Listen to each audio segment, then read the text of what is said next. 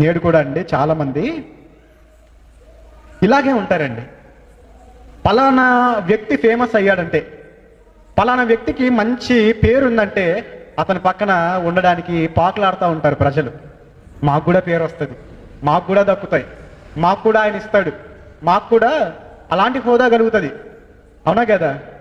ఏమైనా ఒకవేళ ఒక అధికారి అనుకోండి, ఒక ఎమ్మెల్యేనో ఎంపీ అనుకోండి, ఎమ్మెల్యే మనుషులం మేము, ఎప్పుడు తిరుగుతూ ఉంటాం మేము అంటారా అనరా? ఆయన ఏం చేస్తాడో లేదో మనకు తెలియదు, కానీ ఆయన పక్కనుంటే చాలు మేము ఆయన మనుషులం, మేము ఆయన మనుషులం. ఒక పేరు వస్తుంది, ఒక హోదా వస్తుంది.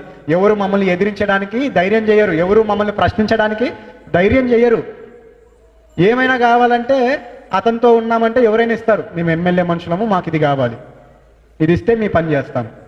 కాబట్టి ఇలాంటి దురుద్దేశాలు నేడున్న ప్రజల్లో కూడా ఉన్నాయి. అలా ఎందుకు గొప్ప గొప్ప సువార్త పనిచేస్తున్న వాళ్ళకి కానీ, లేదా పేరు బాగా సంపాదించుకున్న సువార్తకులతోనే కానీ వాళ్ళ వెంబడి ఉండాలని, వాళ్ళ ద్వారా పేరు సంపాదించుకోవాలని అనుకునే వాళ్ళు అనేకులు. కానీ యేసుక్రీస్తు వారి నిమిత్తమైన నింద ఎంతో గొప్పది.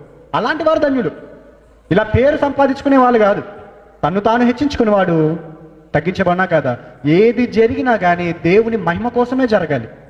యోహాను గారు ఏమన్నారు? బాప్తిస్మిచ్చి యోహాను గారు, నేను తగ్గవలసి ఉన్నది, ఆయన హెచ్చరించవలసి ఉన్నది, హెచ్చింపబడవలసి ఉన్నది.